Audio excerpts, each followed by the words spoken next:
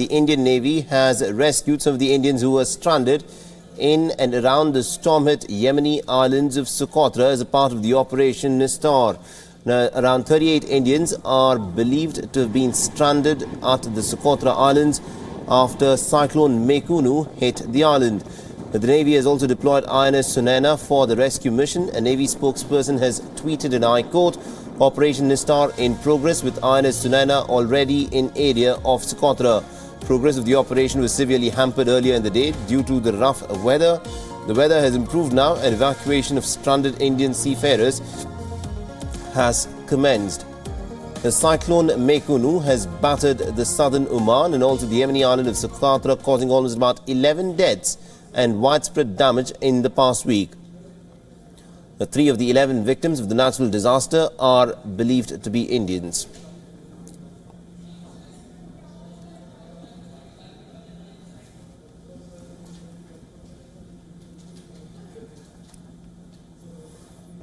Alright, so this is the latest that we are getting in terms of what's happening in terms of the rescue of the 38 Indians who are believed to have been stranded in the Socotra Islands off the coast of Yemen.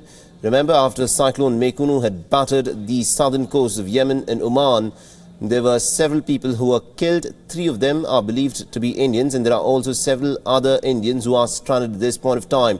Now, the Indian government has dispatched INS Sunayna to try and rescue the Indians who have been stranded and also to offer them relief and rehabilitation. We are also given to understand that the relief and rescue operations are already underway, where the naval personnel who have been deployed for carrying out the rescue operations may have already rescued a few of the Indians who were stranded in the Socotra Islands. And we are also given to understand that these are seafarers who had been stranded on the Socotra Islands over the course of the last 1 week, ever since Cyclone Meikunu had made its landfall off the coast of Yemen and Oman.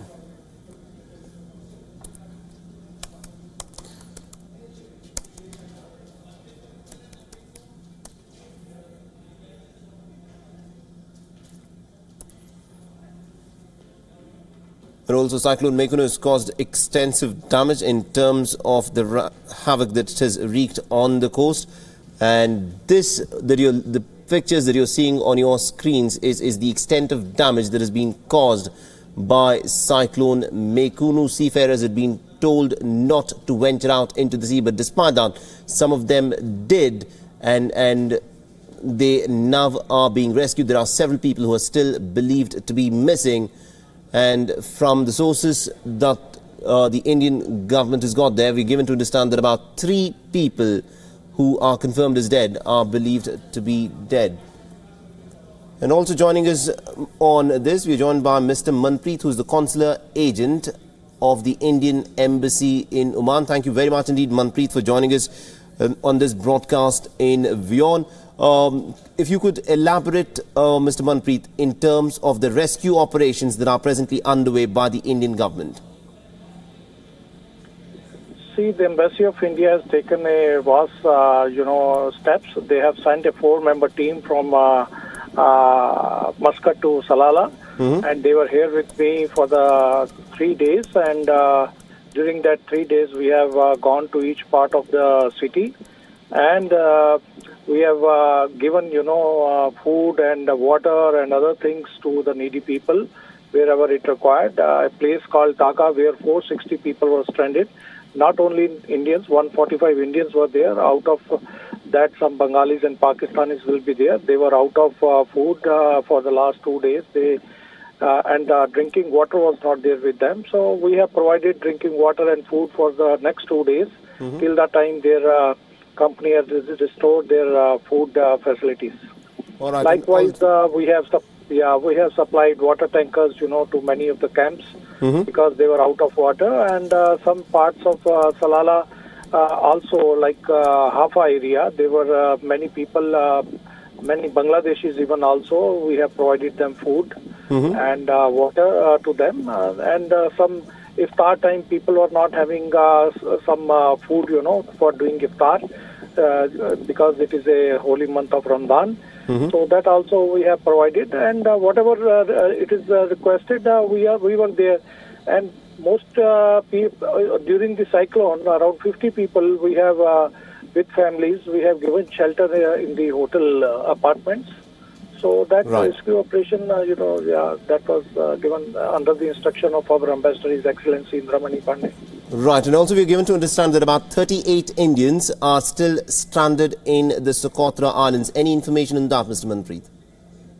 I am very far from that place, yes, but here there were 4 doors, Indian doors, which during the cyclone it has been, parked on the port of Salalah, which during the cyclone has gone down in the sea. And now the operations are going on to just take out, and there are around 85 people, those who are on these doors, mostly Indians.